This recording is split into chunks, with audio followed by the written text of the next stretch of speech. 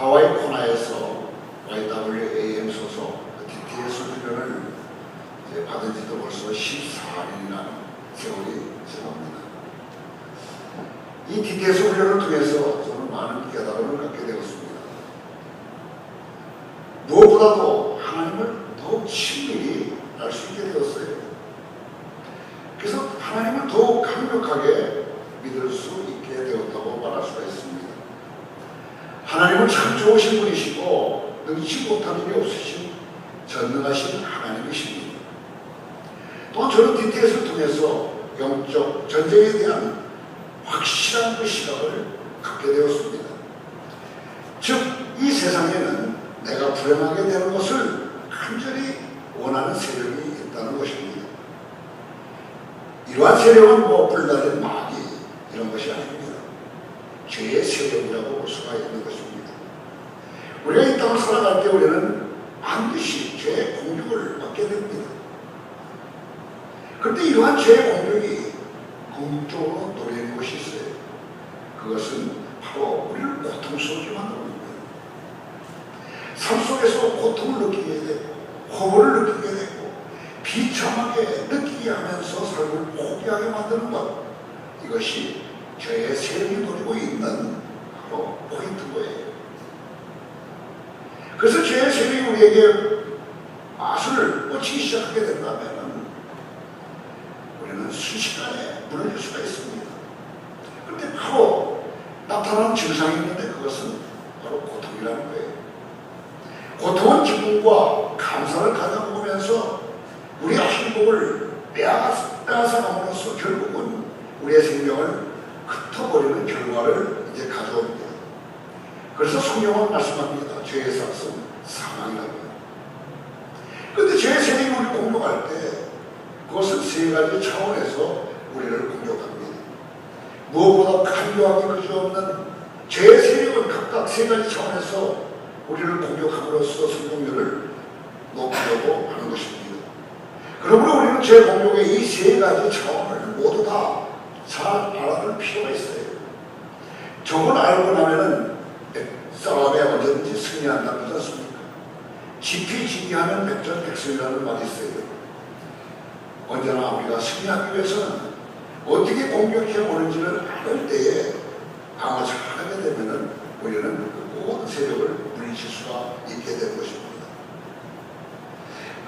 또한 우리는 각각의 그 재공격에 대한 각각의 대응 방식 또한 잘 알고 있어야 되는 것입니다. 그래야 제 세력에 굴복하지 않고 승리할 수 있을 것입니다.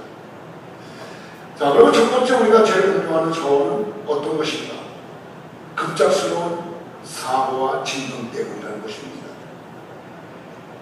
이 죄의 세력은 우리가 원치 않는 급작스러운 사고와 진동으로 느닷없이 찾아와서 우리에게 고통을 안겨다 줍니다. 그렇다면 우리는 이런 공격에 대해서 어떻게 준비해야 할까 하는 것이죠. 무엇보다도 먼저 우리는 하나님에 대한 바른 믿음을 가져야 할 필요가 있습니다. 어떤 분들은 하나님께 대한 잘못된 믿음으로 인해서 이 죄가 사고와 진동으로 공격해 올 때 순식간에 무너져요. 왜냐하면 그분은 다른 사람들은 몰라도 하나님께서 자신만은 특별하게 모든 질병과 사고로부터 보호하실 것이라는 잘못된 그 믿음을 갖고 있기 때문입니다. 물론 우리 하나님은 우리를 죄의 공격과 사고와 질병으로부터 지키시고 보호해 주십니다.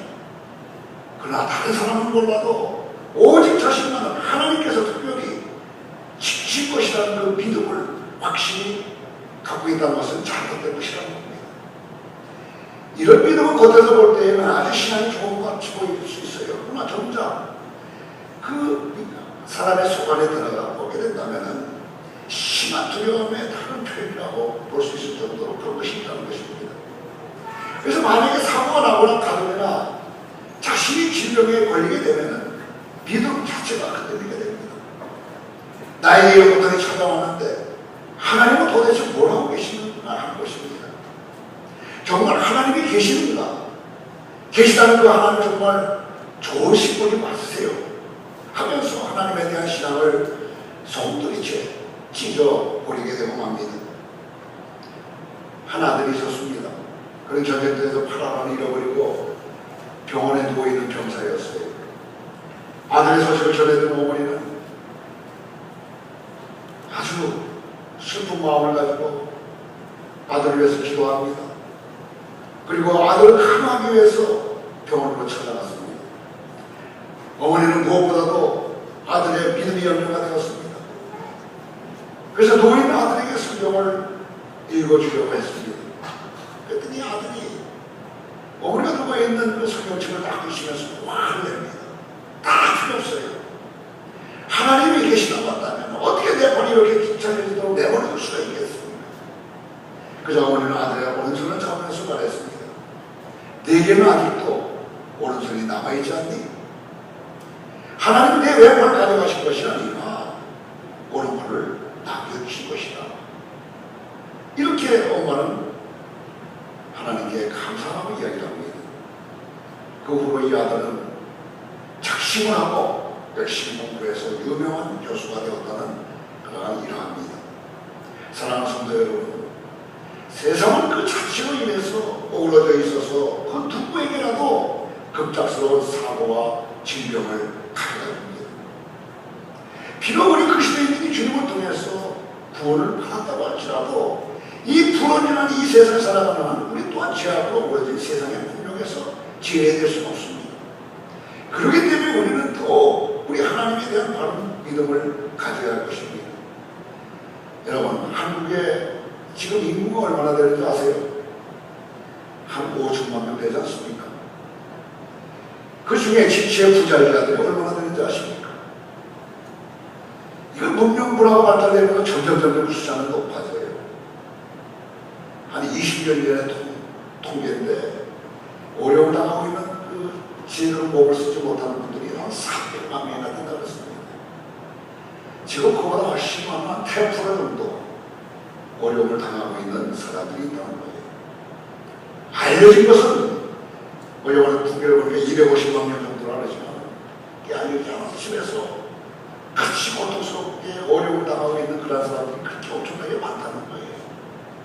근데 그 가운데 예수 믿는 사람들의 가족이 엄청나게 많다는 것입니다. 장로님 가족뿐만 아니라 목사님 가족, 선교사의 가족, 믿음이 좋다고 하는 그런 가족 속에도 이런 어려움을 당하는 사람이 있어요. 이거 보리하게 하는 거예요. 그들이 믿음이 없어서 그런 고통을 당하고 있습니까? 절대 아닌 것입니다. 이 어려움들이 이 세상 속에 살고 있는 한 우리도 예외가 될 수가 없다는 거예요. 누구나 다 당할 수 있다는 것입니다. 그렇기 때문에 더 우리는 하나님에 대한 믿음을 올바로 가져야 될 필요가 있는 것입니다. 비록 세상은 우리가 원치 않아도 폭력적으로 우리에게 사고가 나게 하고 또한 우리에게 질병을 갖다 주지만은 선하신 하나님은 이런 사고와 질병을 통해서도 반드시 나의 구원을 이루어 주실 것이라는 그런 믿음을 가져야 된다는 것입니다. 이렇게 좋으신 하나님, 선하신 하나님에 대한 믿음을 가지고 있다면 우리는 죄의 어떤 세력이 사고와 질병을 통해서 공격에 온다고 할지라도 결코 쓰러지지 않을 것입니다. 그러므로 축원합니다. 사랑하는 여러분, 하나님에 대한 바르고 신실한 믿음을 가짐으로써 사고와 질병이라는 죄의 공격을 넉넉히 이기시는 주님의 신실한 용사들이 다 되시기를 주님의 이름으로 축원합니다. 두 번째로 죄의 세력은 우리 내면의 욕심과 욕망, 이기심과 교만, 그리고 각종 성취 등을 이용해서 우리로 범죄하게 만듭니다. 먼저 죄의 세력들은 우리 안에 있는 죄의 소상을 이용해서 우리의 관계들을 파괴합니다. 가족과 친구, 그리고 동료와 지체들 사이의 관계를 파괴하고 깨뜨리면서 서로가 서로를 미워하고 증오하도록 몰아갑니다. 세상을 살아갈 때 우리는 누구나 관계의 깨어짐과 오러짐을 경험하게 됩니다. 그리고 깨어짐의 관계 속에서 우리는 이 땅에서 지옥을 경험하게 되는 거예요. 또한 이런 내 안에 있는 범죄로 인해서 우리는 죄책감, 열등감, 비참함, 부끄러움에 빠지게 되어서 자신이 인생을 포기하는 위험을 가지게 되는 것입니다. 이런 나쁜 감정들을, 이것들을 가지게 될 때 우리는 생명력을 잃고 살아도 산 것이 아닌 죽음을 경험하게 되는 것입니다. 자, 그렇다면 이런 죄의 공격에 대해서 우리는 어떻게 대응해야 하는 것입니다. 이런 공격의 표적이 우리 안에 죄성이기 때문에 우리는 그것을 철저하게 십자가에 못 박아야 할 것입니다. 만약 우리 안에 죄성을 그냥 남겨둔다고 한다면 그것은 반드시 우리를 범죄하도록 하는데 사용되는 죄의 올무가 될 것입니다. 갈라디아서 5장 24절 말씀을 같이 공독하도록 하겠습니다.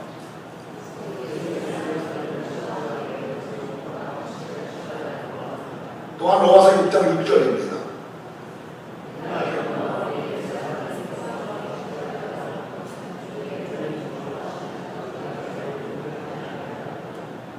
이렇듯 십자가에 우리의 죄성, 우리의 옛사람을 못 박는 것은 아주 중요합니다. 근데 우리의 죄성을 십자가에 못 박는 것은 단번으로 끝나는 이례적인 것이 아닙니다. 그것은 날마다 일어나야 하는 역사인 것이죠. 즉 회개는 우리가 날마다 해야 하는 것이고, 회개를 통해서 우리는 날마다 새롭게 다시 태어날 수가 있는 것입니다. 그런데도 영적 십자가에 거미줄이 쳐서 쳐져 있는 사람들이 얼마나 많이 있는지 몰라요. 예수님을 처음 믿을 때에는 그 십자가를 사랑했습니다. 그때 십자가에다 자신의 모든 죄를 다 못 박아놨어요. 욕심도, 교만도, 자아도, 자존심도 다 못 박았습니다. 근데 그러고 나서는 끝이에요. 한 번 쓰고 놔두니까 계속 십자가에 거미줄이 낀다는 것이에요. 그럼 우리가 바로 알아야 할 것이 있습니다. 그것은 처음 십자가에서 못 박았던 내 안의 욕심과 교만과 이기심과 같은 죄성들은 또다시 살아난다는 것입니다. 다시 살아날 뿐만 아니라 그냥 놔두게 되면 점점 힘이 세워져서 나중에는 다시 죄성에 사로잡혀서 죄의 세력에 굴복해서 범죄하게 된다는 거예요. 그러면 우리는 어떻게 해야 되겠습니까? 날마다 십자가 우리의 죄성을 못 박아야 되는 것입니다. 여러분, 우리가 예배드리기 전에, 찬양하기 전에 언제나 지난 일주일 동안의 삶을 돌이키면서 회개하고 나아갑시다 하잖아요. 그런 그 방어 시스템이 있기 때문에 우리는 얼마나 감사한지 몰라요. 우리의 죄를 고백하기만 하면 하나님께서는 다 용서해 주신다는 것입니다. 이 얼마나 축복이겠어요. 이 원칙을 우리는 잘 알아야 되는 것입니다. 날마다 회개하고 또 회개하면서 나의 안에 있는 잘못된 것들을 다 십자가에서 계속 못 박아서 처리하고 해야 됩니다. 그래야 새로운 피조물로서의 삶을 온전히 우리는 살아갈 수가 있는 것입니다. 여러분, 날마다 자신의 죄성을 십자가에 못 박으심으로써 새롭게 되어서 죄의 세력에 굴복하지 않는 주님의 신실한 용서를 다 되시기를 주님의 이름으로 축원합니다. 우리 안에 죄성을 가지고 공격해 오는 죄의 세력에 대응하기 위해서는 날마다 십자가에 우리의 그 죄성을 못 박는 동시에 두 번째로 해야 할 것은 항상 거룩한 것을 바라보아야 됩니다. 우리가 무엇을 바라보는가는 참으로 중요합니다. 바라보는 것이 무엇이냐에 따라서 우리의 인생의 방향이 결정되기 때문입니다. 그러므로 우리가 하나님의 거룩하심을 바라볼 때 우리의 인생은 생명의 나라로 향하게 되는 것입니다. 또한 우리가 마음 깊이 주님의 아름다움을 사모하고 주님의 나감을 사모하면서 성경과 희생과 사랑을 실천하고 감격하면은 죄의 그 세력의 힘이 미치려고 해도 미칠 수가 없는 것입니다. 우리가 거룩함을 사모하면서 바라볼 때 죄는 우리를 결코 굴복시킬 수가 없습니다. 그리고 거룩함을 사모하면서 거룩함을 바라보는 사람들, 우리는 이러한 사람들을 순결한 사람이라고 이렇게 부릅니다. 우리 믿음의 사람들은 다 이 순결한 사람이 되어야 될 것입니다. 디모데후서 2장 20절에서 뭐라고 말씀하십니까? 같이 읽도록 하겠습니다. 또한 너는 청년의 정력을 피하고 주의 깨끗한 마음을 주는 자들과 함께 의와 믿음과 사랑과 화평을 따르라. 믿음 좋은 사람하고 같이 지내라는 거예요. 그래야 제대로 갈 수 있다는 것입니다. 여러분, 잘못된 것, 좋은 것은 다 영적인 것이기 때문에 이 영적인 것을 오염되기가 아주 쉬워요. 잘 따라가게 되어 있습니다. 누구와 같이 지났냐에 따라서 그 사람의 가는 길이 달라질 수가 있습니다. 여러분, 우리는 완전한 거룩을 바라보면서 나아가야 될 줄 압니다. 그래야 우리 삶 자체가 거룩해지고 거룩한 것들만 추구하기 때문에 하나님의 뜻에 합당한 길 갈 수가 있게 될 줄 압니다. 그렇게 된다면 죄의 세력이 힘을 발휘할 수가 없습니다. 여러분 다시 한번 말씀드립니다. 오직 거룩하신 하나님만 갈망하셔서 죄의 세력이 이용당하는 대신 의와 믿음과 사랑과 화평을 누리시는 신실한 주님의 백성들이 다 되시기를 간절히 소원합니다. 마지막 세 번째입니다. 죄의 세력은 저주라는 방법으로 우리를 범죄하게 만듭니다. 이 저주라는 방식은 죄의 아주 집요한 공격입니다. 또 동시에 가장 무서운 공격이라고 할 수 있어요. 오늘 말씀에 보면은 바울을 죽이려고 작당한 유대인들의 그 이야기가 나오지 않습니까? 근데 그들은 담을 지어서 맹세하는데 바울을 죽이기 전에는 먹지도 아니하고 마시지도 아니하겠다고 말하고 있어요. 즉 그들은 금식을 선포했던 것입니다. 근데 이와 같은 그들의 금식은 오직 바울을 죽이기 위한 그나마 수단이라는 것입니다. 즉 그들 목숨을 걸고서 바울을 죽이기로 작정했다는 것입니다. 다른 사람을 죽이는데 목숨을 걸 정도 그리고 금식한다는 것 이게 제대로 정신 박힌 사람이겠어요? 뭔가 이상한 사람들이 있어. 왜 이렇게 사람들이 악해질까? 무엇 때문이겠어요? 다 죄의 세력에 오염되었기 때문에 그렇습니다. 근데 여기서 맹세라는 말이 있어요. 맹세한다는 줄 알았습니까? 아나떼마라는 단어를 사용하고 있어요. 그런데 이 아나떼마는 그냥 맹세가 아닙니다. 그것은 무엇인가를 하지 않게 된다면 자신들이 저주를 받아도 좋다는 그런 의미가 있어요. 맹세하되 만약에 이것이 제대로 안 되게 되면 자기들이 저주받겠다는 그런 의미가 내포되어 있다는 것입니다. 그런데 이와 같은 맹세를 대제사장과 누가 앞에서입니까? 장로들 앞에서 서슴없이만 하고 있습니다. 우리 23장 14절을 같이 읽어보세요.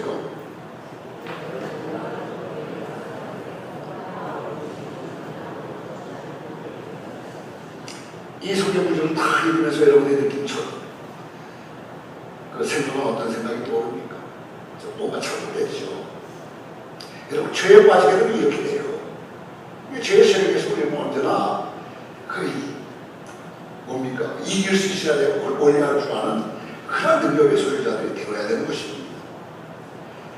뭐라고 이야기하면 다시 말하면 바울을 죽이지 못하면 자신이 저주받겠다고 맹세했던 거예요. 세상에 자기를 저주하려 노는 사람이 어디 있겠어요?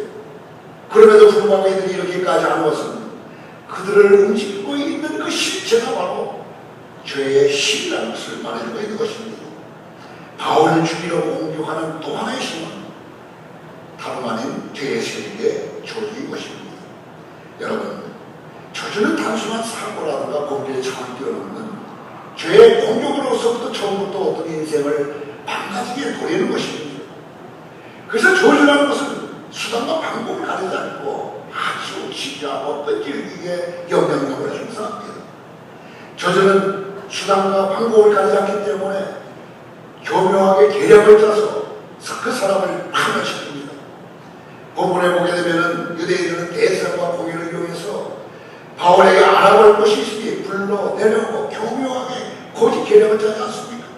그리고 바울이 나오면 어떻게 하겠다는 거예요? 죽이겠다는 거예요. 그것이 그들의 계략입니다. 이것이 바로 저주의 특징인 것입니다. 표적으로 삼은 그 사람이 망할 때까지, 그 사람의 삶이 파괴될 때까지, 그 사람의 가정이 무너질 때까지 절대로 포기하지 않고 끈질기게 계획을 짜는 것이 바로 저주의 특징인 것입니다. 저주에 대해서 말씀을 드리는 여러분들 중에는 혹시 저주가 나와 무슨 상관이 있는가 하면서 의아해 하시는 분들이 계실지 모릅니다. 그러니까 저주하니까 한국 사국에 나오는 어떤 사람의 모양을 인형을 만들어가지고 바늘로 베어와 또 화살로 쏴서 찌르는 그런 모습을 상상하는지 모릅니다. 또 어떤 분들은 케네디가의 저주를 떠올리실지도 모릅니다. 그 가문이 그렇게 많은 사고를 겪은 것은 저주 때문이고, 이런 저주를 받게 된 이유는 할아버지가 술을 팔아서 돈을 벌었기 때문이라는 케네디가의 저주 말입니다. 또 다른 분들은 밤비노의 저주를 생각하실지도 모릅니다. 보스턴 레드삭스라는 야구팀은 1910년까지는 아주 잘하는 팀이었어요. 10년 동안에 4번이나 월드 시리즈를 다 장악할 정도였습니다. 그런데 1920년서부터 2005년까지는 한 번도 우승하지 못했다는 거예요. 그래서 사람들이 그 일을 분석해 보았는데, 베이비 루스라는 아주 실력 있는 사람을 헐값으로 뉴욕 양식에 팔았다는 것입니다. 저주를 받게 되었다는 거예요. 그런데 여러분, 방비노에 저주라는 그 한 말이 나왔는데, 방비노라는 뜻이 바로 이태리 말로 베이브라는 뜻입니다. 그래서 이러한 그 방비노의 저주가 일어나게 되었다는 것입니다. 저주가 정말 이런 개념으로 쓰이기 때문에 사람들은 저주를 그저 수주술주의고 신화적인 의미로만 생각하고는 저주와 자신은 아무런 상관이 없다고 생각을 합니다. 그럼 사실 그렇습니까? 아닙니다. 성경적으로 볼 때 저주와 이 축복은 이 반대되는 그런 그 의미를 갖고 있어요. 신명기 28장을 보시게 되면 축복과 함께 저주가 나오지 않습니까? 그러니까 축복의 반대말이 저주라는 거예요. 하나님께서는 인간을 지으시면서 인간을 축복하셨어요. 하나님은 인간에게 복을 주셨습니다. 그리고 그들의 복되게 살도록 원했기 때문에 모든 환경을 다 준비해 놓으셨습니다. 근데 인간은 그런 복된 삶의 길을 택하지 않고 언제나 고통과 파멸의 길을 스스로가 선택했어요. 여러분, 이것은 바로 저주라는 거예요. 그리고 모든 믿는 사람들에게도 이 저주가 해당될까 안 될까요? 축복 아니면 저주니까 다 해당된다는 것입니다. 하나님이 인간의 축복을 원하시다면 인간은 계속해서 축복이 아닌 저주를 선택했다는 것입니다. 그렇기 때문에 이 땅 가운데 살아가는 사람들 가운데 저주와 무관한 사람은 아무도 없습니다. 목회하는 사람으로서 저는요, 여러 사람들의 모습 속에서 이 저주의 모습을 보고 합니다. 겉으로 볼 때는 괜찮은 환경과 조건 속에서 행복하게 잘 살아가는 모습을 보일지 몰라요. 그러나 정작 그 내면을 들여다보면 끊임없이 갈등하고 범민하면서 주변 사람들을 파멸로 끌고 가는 삶의 그 절망을 목도하게 된다는 것입니다. 그 누구라도 자신과 가족 그리고 이웃들의 행복을 원할 것입니다. 그러나 그럼에도 불구하고 우리는 우리 마음대로 자신과 가족과 이웃들의 행복을 가져다주지 못하는 거예요. 오히려 그것이 무엇이 어떻게 잘못됐는지도 모른 채 일이 자꾸만 꼬여가는 것을 느끼게 되는 것입니다. 정말 우리가 원하는 것은 그것이 아닌데 일이 자꾸만 꼬여서 옳지 않은 잘못된 길로 나아가는 것, 이것도 우리는 종종 경험합니다. 자, 그렇다고 왜 이런 일이 벌어지는 것일까 하는 것입니다. 그것이 바로 저주 때문이라는 거예요. 그래서 어떤 분들은 뭐 가게 저주들은 뭐 그런 그 잘못된 그 용어를 써가지고 또 이단이라는 지탄을 받기도 하잖아요.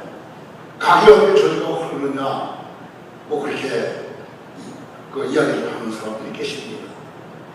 여러분, 그런 차원이 아니더라도요, 저주는 누구나 다 우리 믿음의 사람들이 하더라도 겪을 거예요. 삶을 고통스러운 쪽으로 끌고 나가는 인간의 경험, 입으로는 행복을 원한다고 하면서도 계속되는 선택과 결정에는 고통과 불행을 선택해서 수많은 고통과 아픔과 허물을 경험하게 되는 것, 여러분, 이 모든 것이 다 저주 때문이라는 거예요. 누구나 여기서 예외될 수 있는 사람이 없다는 것입니다. 갈라디아서 3장 10절을 같이 읽어보세요. 뭐라고 되어 있습니까?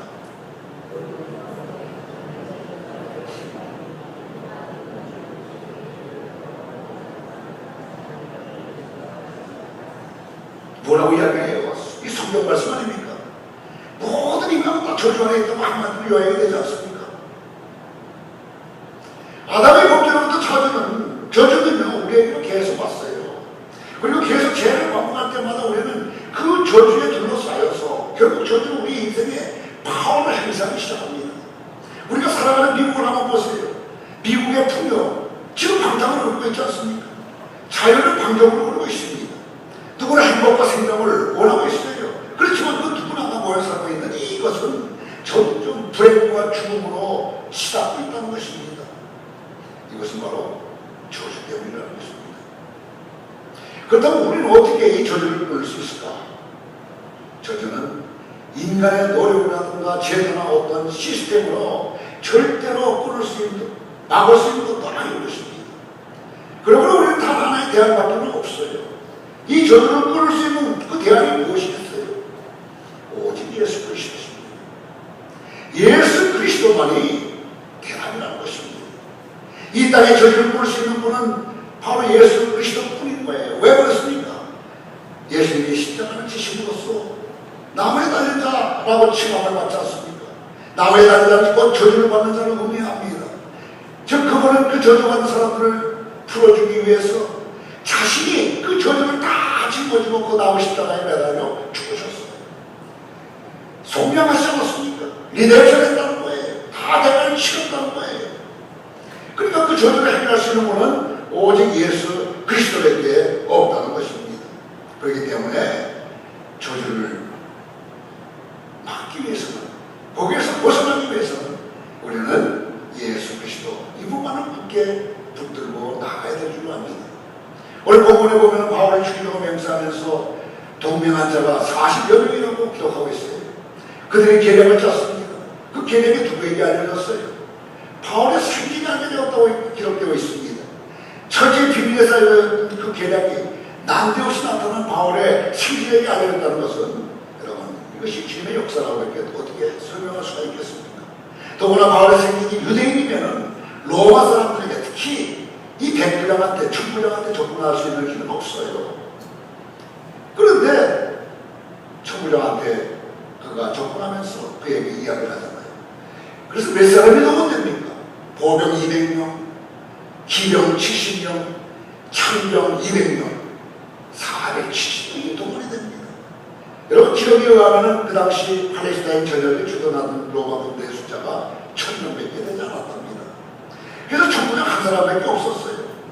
근데 1000명 중에 470명이 움직였다는 것은 거의 군대 절반이 움직였다는 것 아니겠어요? 바울 한 사람을 지키기 위해서 그 군대 전체 반이 동원되었다. 이건 누구의 역사겠어요? 역시 하나님이 바울을 지키시면 그런 역사 아니겠습니까? 저주를 부를 수 있는 분, 저주로부터 우리를 구할 수 있는 분은 오직 예수 그리스도밖에 없습니다.